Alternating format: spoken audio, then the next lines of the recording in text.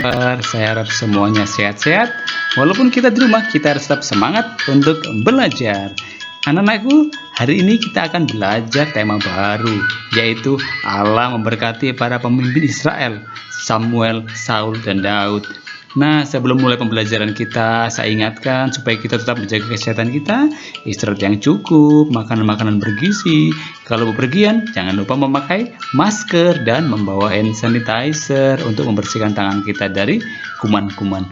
Nah, anak-anakku, hari ini kita akan melihat dan menyadari kekhilafan dan kesalahan yang dilakukan oleh Saul yang tidak setia lagi kepada Tuhan, kepada Allah.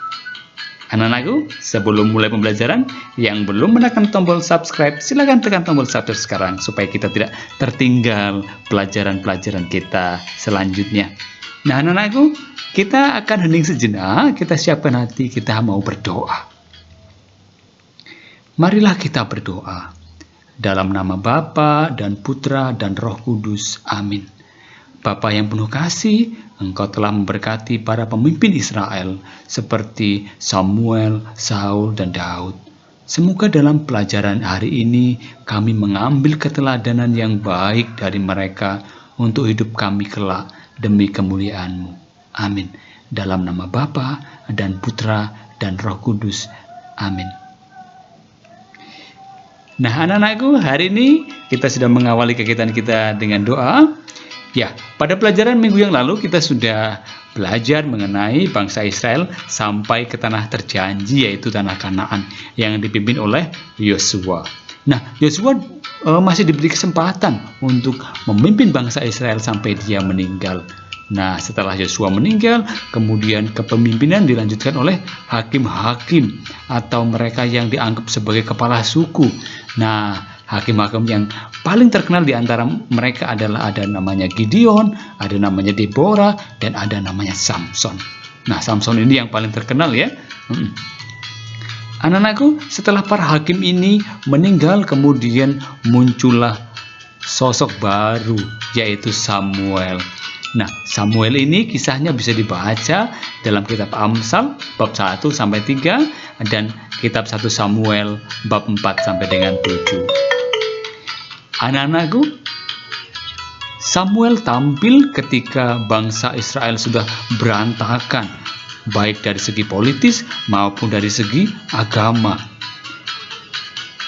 Samuel merupakan tokoh peralihan, yaitu dari zaman tata masyarakat hakim-hakim ke tata masyarakat kerajaan. Nanti Samuel akan mengurapi raja pertama Israel. Nanti kita akan lihat sama-sama.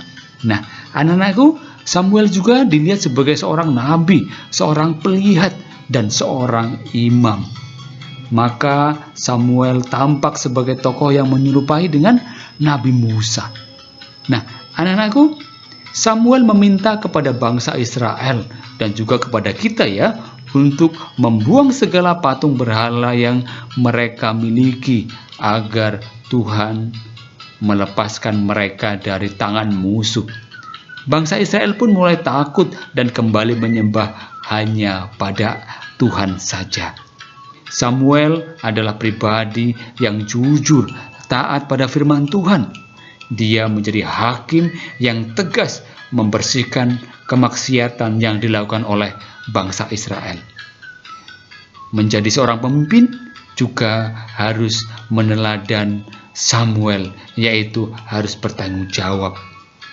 Nah, anak-anakku, itulah tokoh pertama, Samuel, yang menjadi pemimpin bangsa Israel. Nah, kemudian sampai kepada tokoh yang kedua. Ini yang seperti saya katakan tadi, bahwa bangsa Israel akan memiliki seorang raja yang pertama yang bernama Saul. Ini kisahnya bisa kita baca di kitab Samuel, 1 Samuel bab 8 sampai dengan 15. Samuel merupakan raja bangsa Israel yang pertama yang diurapi oleh Samuel. Kemudian Raja Saul ini adalah raja yang bertindak sewenang-wenang, bahkan berani menentang firman Tuhan yang disampaikan lewat Samuel. Saul berani membawa korban. Saul mulai membangun tugu peringatan untuk dirinya sendiri. Nah, kuasa telah menggoda Saul sehingga ia menjadi raja yang lupa daratan. Dia hanya memikirkan dirinya sendiri, tidak lagi memikirkan kesejahteraan bangsa Israel seperti yang diamanatkan oleh Allah. Saul lupa bahwa raja bangsa Israel hanyalah Allah saja, hanya mengabdi kepada Allah saja. Raja diangkat dan dipilih oleh Allah untuk memerintah dan memimpin umat Israel sesuai dengan kehendak Tuhan. Jika raja tidak setia, ia diganti oleh raja-raja yang lain. Nah, maka nanti juga akan muncul raja baru sebagai pengganti Saul. Anak-anakku, kekuasaan mutlak hanya berada di tangan Allah semata. Penguasa di bumi memperoleh kekuasaan dari Allah. Ia tidak dapat berbuat sewenang-wenang. Setiap kuasa hendaknya digunakan sebagai atau sesuai dengan kehendak Allah. Menyalahgunakan kekuasaan dan bertindak sewenang-wenang senantiasa akan membawa malapetaka, baik untuk yang diperintah maupun untuk yang memerintah, ya, seperti yang dialami oleh Saul. Nah, anak-anakku, karena Saul melawan kehendak Allah, bertindak sewenang-wenang, tidak menghiraukan kesejahteraan bangsa Israel, maka Allah meninggalkan Saul, kemudian memilih raja baru, yaitu Raja Daud. Raja Daud ini bisa dibaca kisahnya di kitab 1 Samuel bab 17, bab 19 sampai 20 dan bab 24 serta bab 31. Juga ada di kitab 2 Samuel bab 2 sampai dengan 5. Nah, anak-anakku, Raja Daud adalah raja yang memerintah bukan hanya demi kepentingannya sendiri, tetapi karena kehendak dan rencana Allah.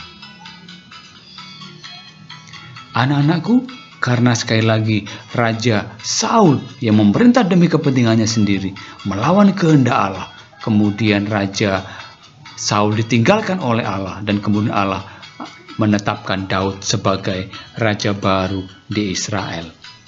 Daud selama hidupnya selalu memerintah atas nama Allah. Daud selalu mengutamakan kesejahteraan dan keselamatan bangsa terpilih, yaitu bangsa Israel. Daud menjadi raja terbesar sepanjang sejarah bangsa Israel. Raja bangsa Israel sejatinya adalah Allah sendiri. Raja Israel adalah wakil Allah. Ia memerintah atas nama Allah, bukan atas namanya sendiri. Oleh karena itu, ia harus memerintah sesuai dengan kehendak dan rencana Allah. Kehendak dan rencana Allah senantiasa tertuju kepada kesejahteraan dan keselamatan bangsa Israel.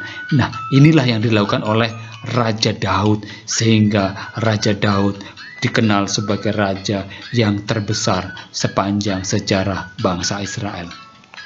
Setiap pemimpin harus selalu menyadari bahwa kekuasaan yang dimilikinya berasal dari Allah.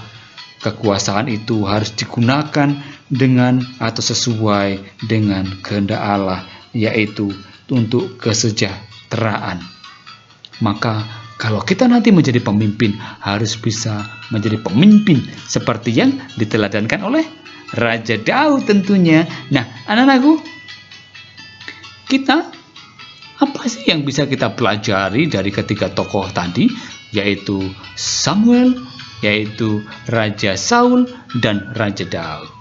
Nah, dari Samuel, ya, kita bisa belajar menjadi seorang pemimpin itu haruslah bertanggung jawab seperti Samuel. Kita juga diingatkan oleh Samuel untuk bertindak dan tidak pernah menggunakan kekuasaan untuk kepentingannya sendiri.